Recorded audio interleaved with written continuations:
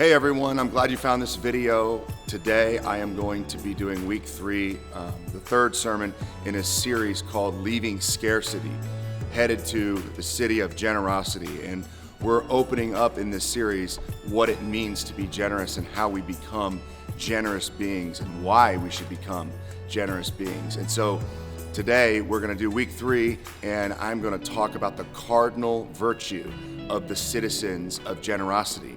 And it's probably something that you think about and is a part of your life all the time. But once we magnify it and we focus on it, then I think your life will change. And so I'm excited to share this with you. If you found this video and you need something, you're looking for information, you need to talk to somebody, maybe you need some prayer, whatever it is you need, there's a number on the screen and you can text. We are glad you found this, and we hope that you enjoy the message.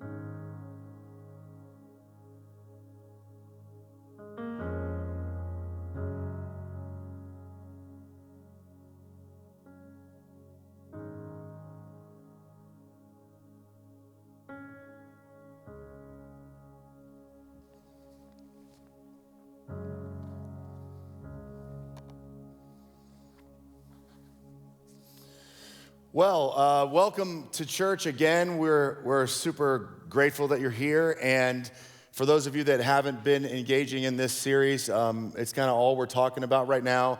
John just talked about it more through giving.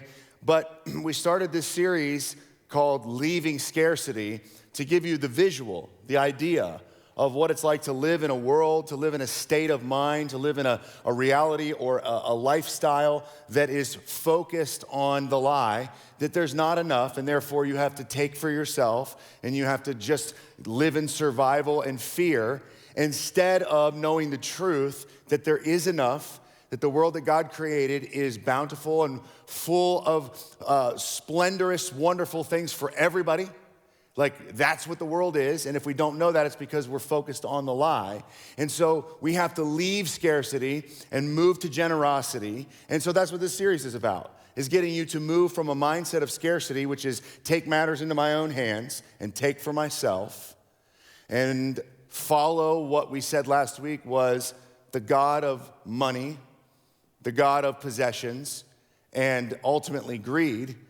Leave all that and worship a different king and become better, generous beings in the world, which is what we're all supposed to be. So that's the recap. We talked about looking at the birds and how just if you focus your eyes on the truth, it will help you see there is enough.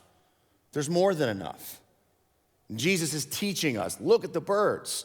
Look at the lilies of the field. If you're looking at that one area where there's a deficit, you may think that all of life is a deficit. But if you look at the surplus, if you actually take the time to look, to think, to be grateful, to look what God has made, then you can start to move into a totally different state of mind.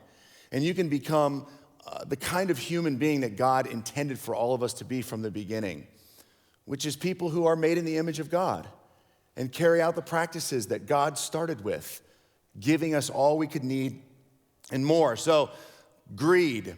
We talked about how greed, man, it will destroy your life. It will kill you slowly. It will hurt those around you. We talked about that last week. And how we need to denounce the God of money. And so today, this idea is I want to leave scarcity, denounce the God of scarcity, the love of money, the love of things and possessions, greed, and I want to move to a different city. So I denounce that king, and I make Jesus my king. And I'm trusting in him. So I'm going to make him my king, and then I'm going to move into his town, his city, his kingdom. I'm going to move into his world. And so what I want to do today is, as we've made Jesus king, and if we haven't, we should, then we want to ask our king, as we're citizens of his city, we want to go, okay, Jesus, what's the cardinal virtue? How do we behave? How are we supposed to understand the way that we're supposed to live? If we're in this place of generosity, then give us a picture. Show us what it looks like. And so I actually today want to give you handles to make sure that you are not just knowing that the cardinal virtue of generosity, but that you're showing it, that you're living it. Not just to know it, but to show it. So today, asking the question, what is the cardinal virtue of this city? And as citizens, how do we obtain it? How do we move towards it? So when we look at paradise and we look at the beginning, I find one of the very interesting things, and as you just ponder that story, the story of the fall, the story of original design, the story of creation, the story of the first humans, and when you think about the story, one of the things that just hit me over this kind of prepping for this series is Adam and Eve are in a garden. It's paradise. Paradise is a well-watered garden. It has more than you could ever possibly imagine. We've talked about that. And we're supposed to just be givers of that and builders of that and subdue that. And it's all there. And even when they're there and they have everything, and there's no suffering, and there's no pain, and there's no evil, so they're in paradise. And they have everything they could want and more. Even when there is no suffering, no pain, no lack, the liar comes along and says, oh, this place is missing something and God's trying to hold something from you. You should take things into your own hands. No suffering, no pain, no lack of any need. Nothing is gone, but the liar tells them something. And even when they have everything, they make the decision to do the wrong thing. So what it made me think, and what I think is worth pondering, is how are we now in a world where there is suffering, and there is pain, and there is evil, and there is lies all about that lead us astray? They couldn't make a decision when everything was great. How are we supposed to make the right decision when everything is difficult? It's overwhelming, isn't it? It's overwhelming to think, how do we mitigate this? How do we get it back to some form of, how do we live our lives and bring goodness into the world? I mean, they couldn't bring goodness into the world when there was nothing but goodness in the world. Now, there's all these troubles. And basically, when we feel suffering and pain, it triggers our self-gratification cues. It makes us want to do for us more. It makes us want to give. So now we live in that. So you think about them taking the apple and biting. Man, isn't it so much easier now? It's like you're in pain. You feel something. You should fix this for yourself. You should do what you want to do because there's so much evil. It's overwhelming sometimes to think about it. So what does God do in a world that he walks back into, that he left? There was no problem. Now there's a big problem. Adam and Eve are there, and they realize that they've sinned. They're vulnerable. They see there's something wrong, and God shows up, and he meets them. And after now they're like in this changed state, they're suffering, God comes along, and it says in this book, and you can read it, God comes along and kind of talks to them, and he has a conversation with them. And then he tells them that they're kind of in trouble, and that there's gonna be a curse, and that they're gonna have to work, and it's gonna be difficult, and that, women are gonna go through childbearing, it's gonna be really, really painful now. And then he has that whole discussion with them. And then it says right at the end of chapter 3, in verse 21, it says, the Lord made garments of skin for Adam and his wife and clothed them. Right at the end. So you know the story if you don't go back and read it. Genesis chapter 1, 2, and 3. As soon as they sin, they realize they're naked. They probably realize they're vulnerable, has something to do with like humans kind of becoming people who know good and evil. So now they realize that they're exposed and they're like, oh, this isn't the way it's supposed to be. And then they realize that they can feel pain. And that's kind of the introduction of evil too. Because if I can feel pain and I know what hurts me, now I know what can hurt you. And so humans have this propensity and ability to cause evil and pain towards people. And that's like where evil really kind of manifests in our world. What's the most evil thing you've ever experienced? Someone knowingly hurting someone else because they understand their vulnerability. So basically they realize they're a mess. And God knows they're a mess, and this is why he told them not to do this. You can't manage this. This isn't for you. This isn't the way it's supposed to be, and I don't want my world to be this way. And they cover themselves in their vulnerability with leaves. That's what they do. And then God has a conversation with them, and then at the end of it, he takes their clothes away and he gives them the skins of an animal. And so basically what the implications are of that moment are that God then sacrificed an animal. He gave them the skins of an animal to cover them in their vulnerability and now their kind of state that they were never really supposed to be in. Now, isn't that crazy? It's generosity all over again. God basically says, okay, you need clothes. Those aren't good enough. Here's some skins of an animal, and I'm going to fix the problem. I'm going to show you that the way that you have to be in the world now, the way that you have to clothe yourself, you can't do it with just leaves. You got to do it with the skin of an animal. Basically, what he's showing them is that for our relationship to be okay in this suffering, broken world now, there has to be a sacrifice. You get it? God's like, you want everything to be okay between you and me? Something has to die, and that has to happen. That has to happen. Something has to die. You have to be covered through the death of an animal. This is God saying, you want a relationship with me to be okay? Something has got to die. So God introduces sacrifice into this world, which is amazing because if you just think about the God of generosity, he gave us a beautiful place. And then we turned our back on him. And he said that when you actually eat of that fruit, if you do, in that day you will surely die. Now, some people translate that in different ways. But essentially, I've heard great authors and thinkers say that God ultimately and immediately after he told them if they eat of the tree that they'll die, he basically broke his own rule immediately. And they didn't die. More generosity. They didn't physically die that day. Oh, instead of them dying, he covers them. He gives them clothes that he says, now this, with suffering, our relationship, this is how this is going to work. Something has to die in order for our dynamic to be okay. So the God of generosity just continues to give. It's this great picture of God. Don't do that, and this will go wrong, you'll die, and it won't work. You did that, okay, I'm not going to be as harsh, but here's how we're going to make it right, with the skins of an animal. This lesson of sacrifice is personified and punctuated again through Cain and Abel. If you go read the story, the children of Adam and Eve, which are kind of like the first humans, right? The first real humans born of humans. And then they show up, and God is still interacting with them. And Abel brings this sacrifice of an animal. And Cain brings this fruit of labor in like from a farm or some type of vegetation. And God says to Abel, like, this is really good. And he says to Cain, like, this isn't good enough. And then Cain gets really mad, and God actually has a conversation with him.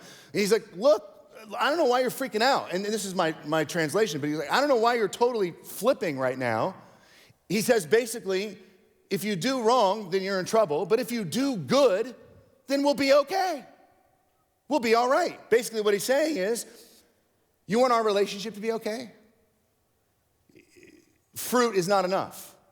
An animal has to die. Now, I know that your brother works with animals and you work in the field or whatever, but look, for our relationship to be okay, if you want things to be right between you and me, I told your parents it's the skins of an animal, so you need to bring me an animal. We get this idea of we're hearing about sacrifice, and isn't it interesting? This is what God did. Blood, the death of an animal, in order for everything to be okay. In order for God and man's relationship to be okay. There's gonna have to be. So this is how they manage suffering. And when the sacrifice is giving, that's what it actually is. It's a reduction of suffering. It's kind of like everything is bad, but here's how we'll make it as good as can be between us. We'll reduce suffering through sacrifice. And so it's not only what God does for them, but it's actually a picture, and that God is teaching them, of the way that the world works. It's like, this is how the world works now. In order for everything to go right or go as well as it can, something has to be given in order for there to be an appropriate relationship. Something has to happen in exchange between you and me for the world to work right. So it's not just that God solves death. It's that with sacrifice, he's showing us how to live life. This is the way that it works.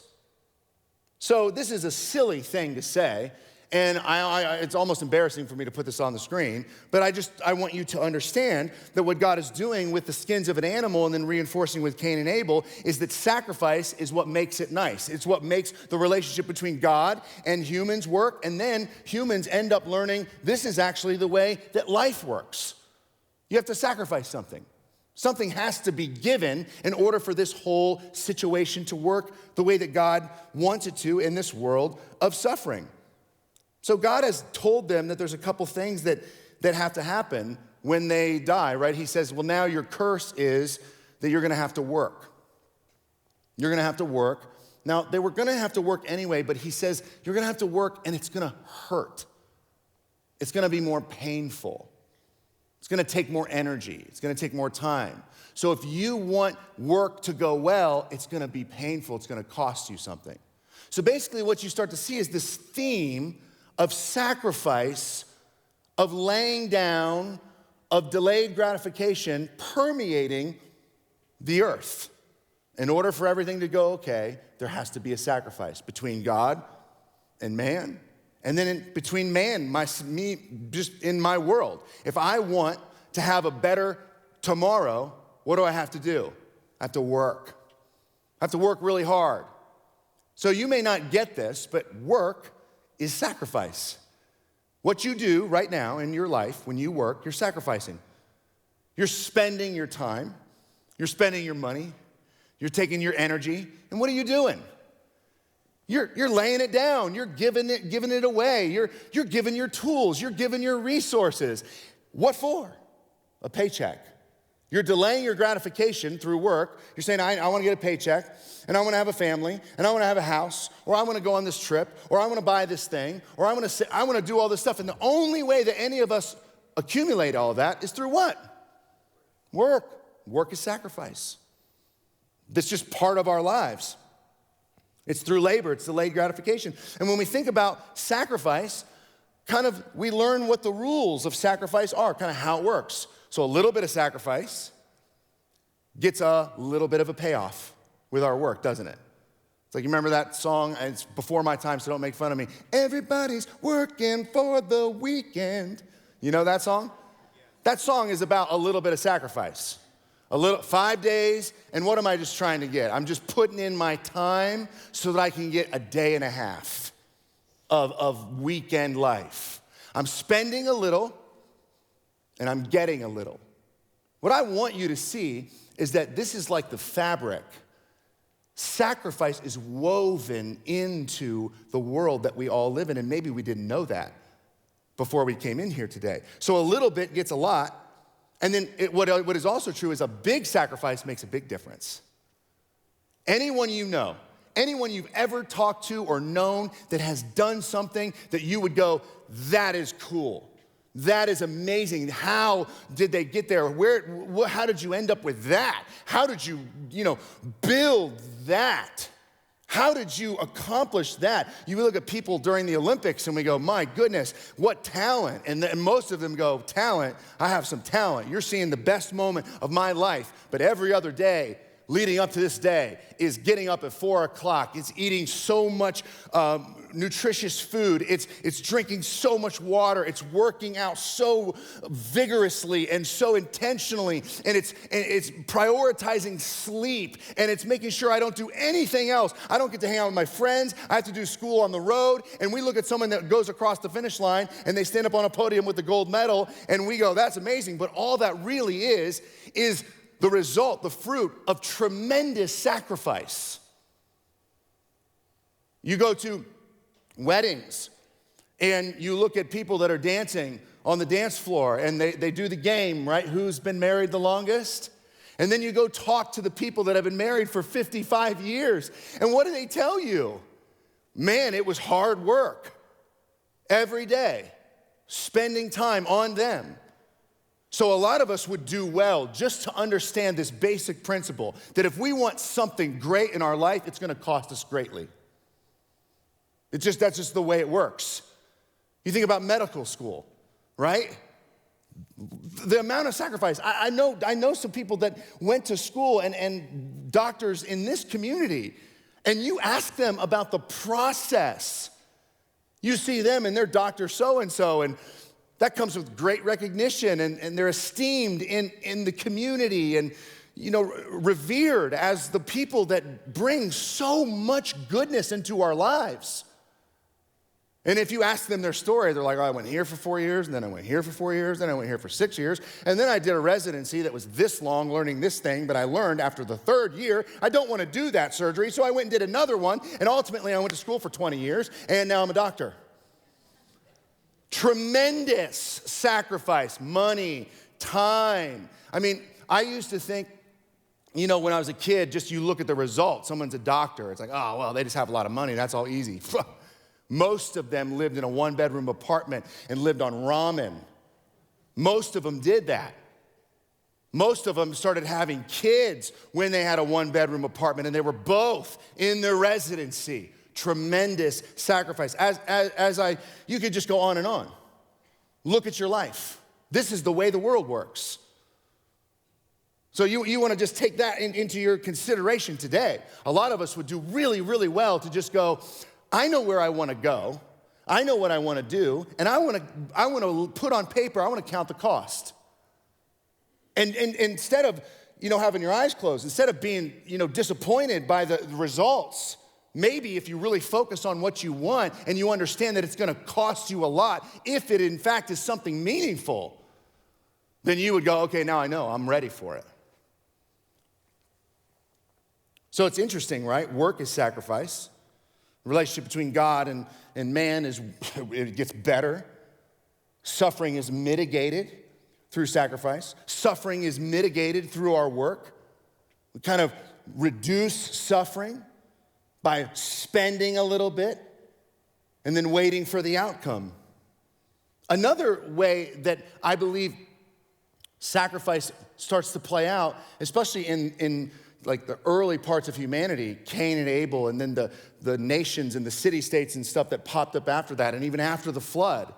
I think what you see is that if work is sacrifice and it takes a little bit of spending of my time to get what I want, and my relationship with God has to be kind of fit together with a sacrificial system, some type of giving of myself, or he has to give something, or there has to be the death of an animal for God and ours relationship to be well. I think what you see is that people learn this too. That people learned that in order for relationships to be okay, there has to be sacrifice. Can any married people out there say amen? You want a good marriage? You want one? Sacrifice. You're all like, yeah, I said my vows. No, right? Sacrifice is painful. Sacrifice is giving up what you really care about for someone else. And in the beginning, I think of the human experience, the way that God laid the groundwork for sacrifice, making right between man and God, and then the way that work kind of is the way we get things done and get things moving. People learn pretty quick that in order for me to have a good relationship with those people over there, I have to sacrifice with them. And the way that manifested, and what I want to bring into focus for you, is I want to say this to you and have you listen for a moment to try to let this all sink in. And that is this: sharing is sacrifice. Sharing is sacrifice. The first communities that were built on sharing. So I have some things, and I want a relationship with these people over here. What's the best way for me to build trust and build a community between my tribe and that tribe over there? It's taking what I have and giving some of it to them. so that my sacrifice communicates to them, hey, I care about you and I trust you. Would you trust me? Because I would like to have a relationship with you. And actually, what people know, and if you study anthropology and you study the way that communities were built, they will tell you that the origins of what we would call the social contract is this idea: sharing. That if you go to someone and you say, I want to have a good relationship with them, that the best possible way to build a good relationship is to take something that matters to you and share it with someone else. And then they share with you. And then now we build trust. And now we're sharing with one another. This is actually, if you think about it, sharing is sacrifice. This is what most good parents spend a lot of time teaching their kids. Why? Why do you teach your kid to share? Why? It is rhetorical, but I want you to think about it. Why? Because you want your kid to go out into the world and be able to do well in that world. You don't want your kid to be the kid that doesn't share anything. And a lot of kids at first are reluctant to share because they think if I give, I'm just giving it away. But sharing is not just about giving something away. Sharing is about saying, I'm gonna share so that I build a relationship with you, and that maybe at the right time, not under compulsion, not with manipulation, I could get something in return from you. And that builds trust. And all the kids that we have, if they have great friends, what do? They share with one another. What is that? They sacrifice. You know, I know you like that candy, but if you gave Timmy a couple pieces, then you and Timmy might get along better. Oh, okay, so sharing is sacrifice. It builds communities. When you think about work, it's one thing. When we think about sharing and building communities and how sharing can be sacrificed, you can take this on all levels. Sharing a little, same thing, builds little relationship. Sharing a lot, now that builds a big relationship. I told a story a couple of weeks ago about a man who needed a kidney transplant. And he was going to dialysis in this kind of hellacious cycle of 6 days a week, right? Having his blood be put through a created filter so that he could continue to live every single week, 5-6 times a week. Someone heard this story and said, I'm gonna give this person my kidney. Now you wanna talk about building community. You want to talk about building trust. This person said, I'll go. They went to the hospital. That right there is a sacrifice. Their time. They left their family. They went to the hospital. They had their body cut open. They took a part of themselves and gave it to someone else. When they came back to, and after they were stitched up, they had less of themselves than when they went to sleep. And now a person could live. Now, this is a true story I referenced a couple weeks ago, and what you heard in the true story is that sharing, which is sacrifice, led to a beautiful relationship.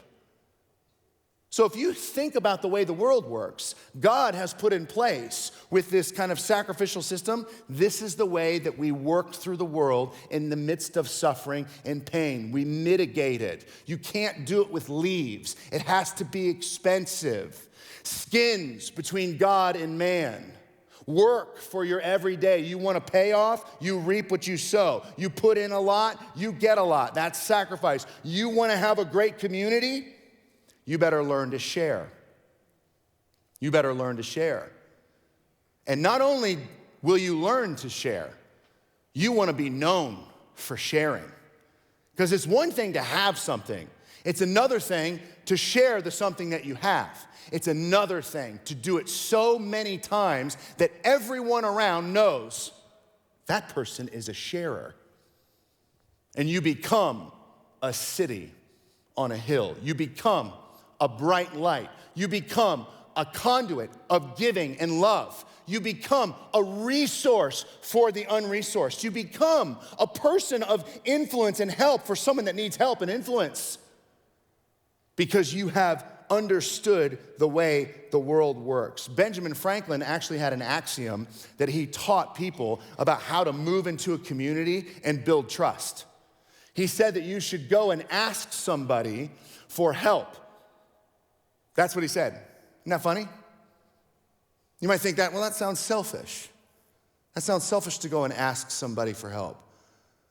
But what he said is, I think something like this: he who you've done a good work for will be ready to do another one for you, as opposed to the person that has done nothing for you. So think about that. If you've done something for if someone has done something for you, then they're likely to do it again, as opposed to the person that doesn't know you and hasn't done anything for you yet. So what is he saying? He's saying that the way that we should go into communities is to understand that the way it's going to work is through the sharing of what we have. So instead of waiting to be asked for something, I'm going to trigger the trust. I'm going to go up to them and say, hey, can I get a hand from you? And when that person goes, yeah, I'll give you a hand. Then the next time that you need something, the person that already helped you, they'll probably help you again. And because they helped you twice, what does that set you up for? Helping them. Trust. Sharing our time, our lives. Now, what this is when we share, this is a prototype. This is like the way humans are supposed to be, man. In a world of suffering and evil, people who share and give, this is the prototype for humanity. This is what it looks like. It's like the people that understand the fabric of sacrifice, and maybe this simple articulation will help you move your life forward dramatically. But basically, when people do sacrifice really well, they gleam, they glow. You talk about being a parent, you talk about being a teacher, you talk about if you spend and build something from your spending, that makes your life so much more interesting and helpful. It's really cool to think about it that way. So when it's done well, it's powerful, isn't it? It's really powerful. And so here's what's interesting is sacrifice in the world that we live in is the glue. It's the glue. It's what makes it all work. It's the skins. It's the relationship between God and man. It's the relationship between man and human to human. And knowing all that that's the way the world works, and that's the way that God set up the world to work. What's the greatest possible thing that God could do to get our attention? Sacrifice. Right? Because we know that's how it works. And we know if you give a lot can happen. And when we give a lot happens. And we look at the story of Jesus and his life, just his birth. And what we start to see is through the lens of knowing how the world works, seeing a God that put all that world together, and then demonstrating his love for us in an act of overwhelming sacrifice that ultimately will reduce all of our suffering. Whew! But God demonstrated. What did he demonstrate? God demonstrated. What did he demonstrate? Broken record. God demonstrated. What did he demonstrate? He demonstrated his love. Through what? Sacrifice. Oh, this is no simple sacrifice.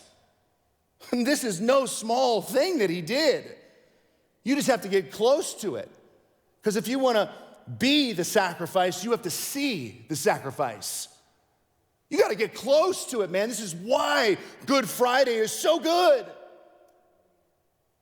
Because we live in a world where sacrifice makes it work, but we come to the end of ourselves because what we can't do is get rid of the biggest problems, suffering and evil, and where our sacrifice reduces pain and suffering, his sacrifice eradicates it. So we get close to the cross and we see, what is this man doing? The greatest sacrifice that's ever been given. A father loses his son. Does that speak? What's the greatest thing you could ever have? What is it? Your children. Father gives up his son. Sacrifice a son.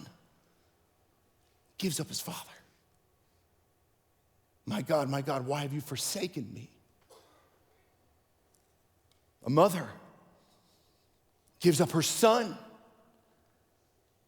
Why? The greater the sacrifice, the greater the payoff. And we all know that that's how it works. I had an opportunity to go to Rome years ago and to go to St. Peter's Cathedral. And right when you walk in, and it's arguably the most remarkable building ever, definitely standing. There's some others that are going up, but like you go into that space and it's just a spectacle of beauty and mosaics and art. And as you walk into the right, in a glass case, there is one of Michelangelo's famous sculptures called the Pietà. And what it is it's a sculpture of Mary holding her son after he's been sacrificed. And the interesting part about the sculpture that people would criticize, but I wonder if Michelangelo didn't do it on purpose, is that if you look at it, Mary's legs are like 4 times the size of her, kind of like the rest of her body. And they actually did studies that if she were to stand up, she'd be like 8 or 9 feet tall. So it's like they had to make her legs bigger to hold up the structure that was Jesus. Or maybe what he was saying is that almost no one could bear this heavy of a burden. The sacrifice of Jesus is the sacrifice that makes all the difference in the world. And so as citizens of generosity, what is the cardinal virtue? What is it? One day when Jesus was with his disciples and they were confused about his mission, he said these words, and you read them before I came out here. Jesus said this to them: "Whoever wants to be my disciple must deny themselves and take up their cross and follow me. For whoever wants to save their life will lose it. But whoever loses their life for me will find it." Now, I think that's a fascinating scripture, and I want you to think about it this way. You have to understand what literary device Jesus is getting into when he tells this imagery to his disciples. Is he being literal? He's not. He's not being literal. He's not saying to Christians and his followers, every day get crucified. Could he be? No. Because that's it, then you're done. He's saying every day you have to do a version of what I'm about to do. You have to sacrifice in order to be my disciple. You got to give up something valuable in order for this all to work. And Christians, followers of Christ, you can't take it up the one time, and maybe you will. And so some people have, and some people do, and some people will take up the cross and die in the name of Jesus. But I actually think what he's getting at is more day to day. If you want to follow me every day, if you want to be my disciple daily, you have to take up your cross daily. Why? Because this is the way the world works. And if you want to have great impact, then you have to give greatly. So here's what I believe. I believe that our sacrifices should also reduce the suffering of the world. I believe that Jesus' sacrifice reduced the suffering, the greatest possible gift for the greatest possible outcome. Now we are his images. We look like him. We're supposed to act like him. It means that we're supposed to every single day take up our cross. And I believe that it's as simple as this: sharing.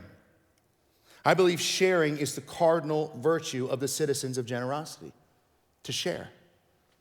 Now you may hear that and you may go, yeah, okay, I share, I'm good. I'm not talking about when somebody asks. I'm not saying that you just should be willing to give. I'm saying that the hallmark, that the cardinal, the hinge expression of people in the city of generosity, of generous living, is that they believe that everything they have is supposed to be offered in one way, shape, or form or another every single day to help mitigate and reduce the suffering of the world around us the way that his sacrifice reduced ours and does reduce ours. So I believe that we're supposed to be sharers. You can share. So I want to land this here.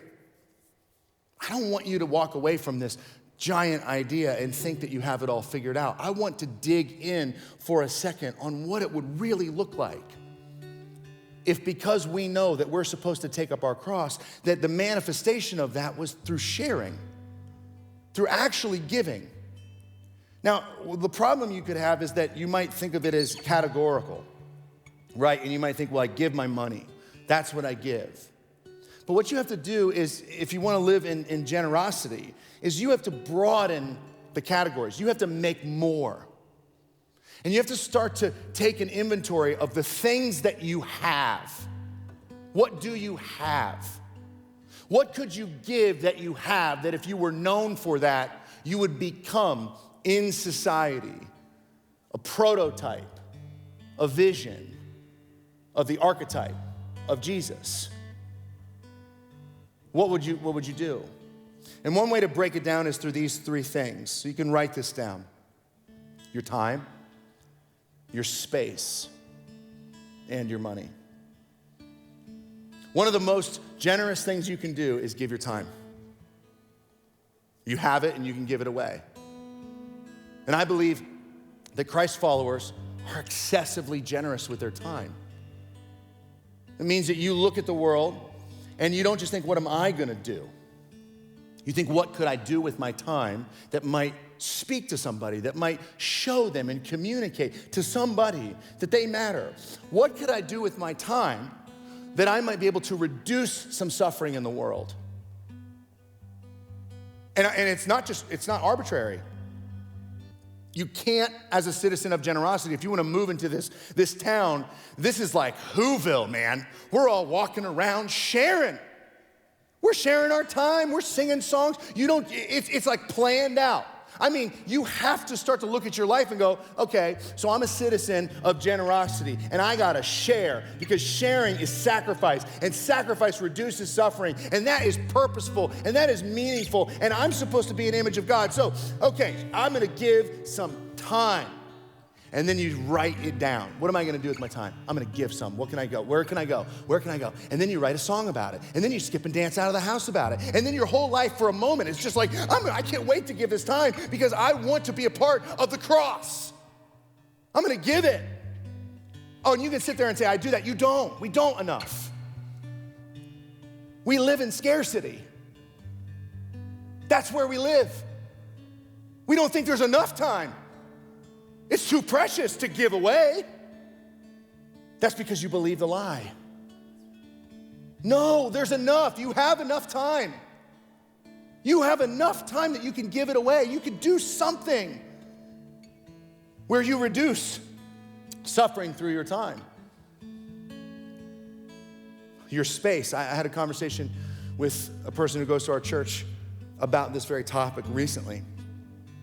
And he said to me, my family didn't always have that much money. We didn't always have enough, and we didn't have a very nice house. He said, in fact, our house was like the least nice house in the neighborhood, but the door was always open. And he said, all of my kids' friends spent all of their time in our space, because we created a space, and maybe we couldn't spend that much money, but we had this space, so we made sure that everybody knew in the neighborhood this space was their space. What could you do with the space that you have? Isn't it funny?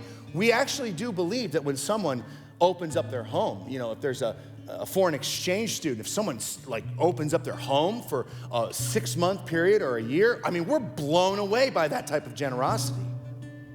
You would do that? What about the kids? What about, right? This is what sets us apart. In scarcity, we take. In generosity, we give. We share what we have. And of course, our money. Of course, our money. Because if you don't share your money, your heart's in the wrong place. Because Jesus said where your treasure is where your heart is. So if you hold on to your money, then you've made money your treasure. If you share your money, then you've made impact your treasure. You've made people your treasure. You've made God your treasure. You've said, this is not for me. This is for me to share. I want to make a difference in the world. I want to be the kind of person that's known. So really, what you're doing is you've gone from scarcity to sharecity. You're moving to a different space. So Kevin is going to sing a song that we've all sung, we've been doing for years now. He's going to do it slower and a little bit different so that you can think about the words in a different way. And I want you, as you're thinking about this message, I want you to think about your life a different way. Have you set out on a mission to be sacrificial through your giving? Jesus came to this world because he was on a mission to give. He set aside lots to give. Are you setting aside anything? This has made me go, whoa. I've got to reorganize some things. Because if I'm not known for sharing, then I don't look like Jesus. So let's just sit and listen to this song for a moment.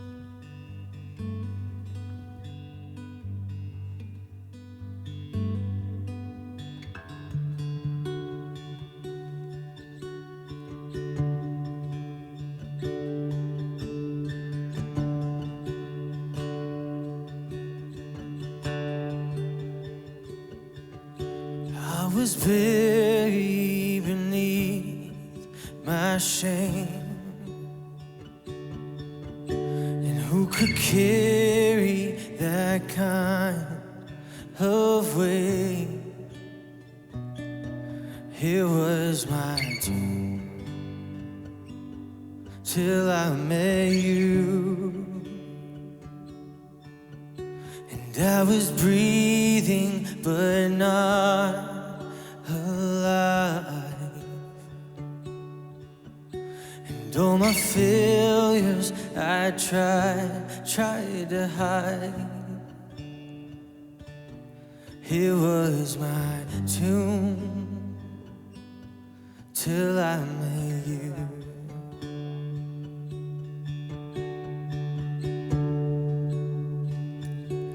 And you called my name, and I ran out of that grave.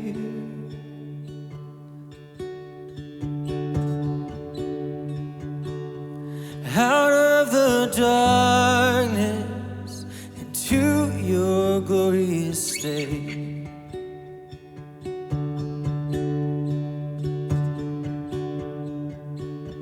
You call my name, and I ran out of that grave. Oh, out of the darkness into your glorious state.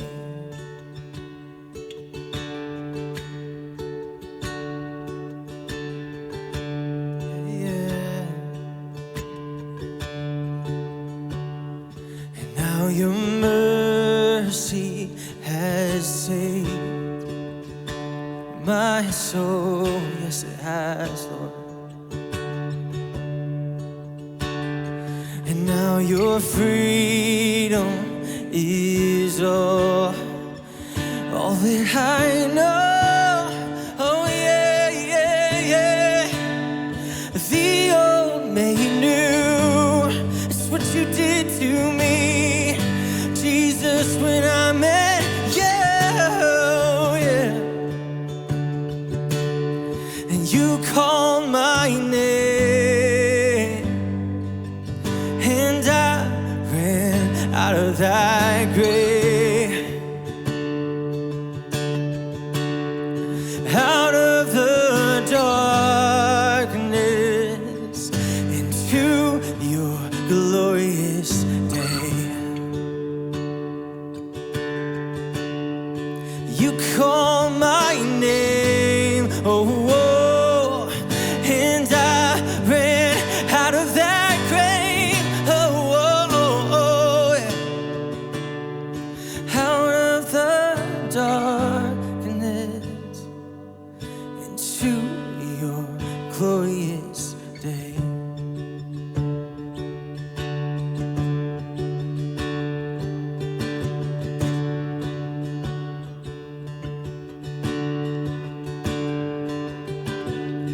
I needed rescue, my sin was heavy, but chains break at the weight of your glory. I needed shelter, I was an orphan. Now you call me a citizen of heaven. When I was broken, you were my healing.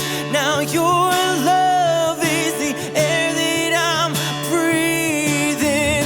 I have a future, my arms are open, 'cause when you call my name, I ran out of that grave. Out of the darkness into your glorious day. You call my name, and I ran out of that grave. Oh, yes, I did, yes, I did. Out of the darkness into your glorious day. Out of the darkness into your glorious day. Part of leaving scarcity is leaving a grave. It's a dead end, literally. It is the end of all things, and it's the end of your life. It's the loss of life. And you want to have a moment or moments in your life where you just see it so clearly that you burst out of there and you move towards a totally different idea. And that's what the scriptures are doing for us. They're showing us the way, the truth, the life, the way that we're supposed to live. And so I pray that as you go through this week, that you would not just hear these words and let them fall deafly. Like, I pray that you wouldn't just be moved emotionally, but you'd be moved to go and share. I pray you'd have a conversation with your spouse. What can we share? What can we do with our lives? How could we give away? What do we have more of? Maybe we don't have time. Maybe we can give away some more money. Maybe we can open up and have some more space. I don't know what it is, but I would consider it heavily, because it is what God has called us to. So much more than money. It's a lifestyle marked by sacrifice and generosity. So have a great week, and we'll see you back next Sunday. Thanks for being here today. Get some sleep. Hey everybody, thank you so much for joining us today. We're really glad that you did. If you're new or this is your first time watching, we want to hear from you. We want to connect with you and see what you're going through and how we can pray for you. So if that's the case, text the number on your screen, text hi, and we'll reach out to you. We'll see you guys soon.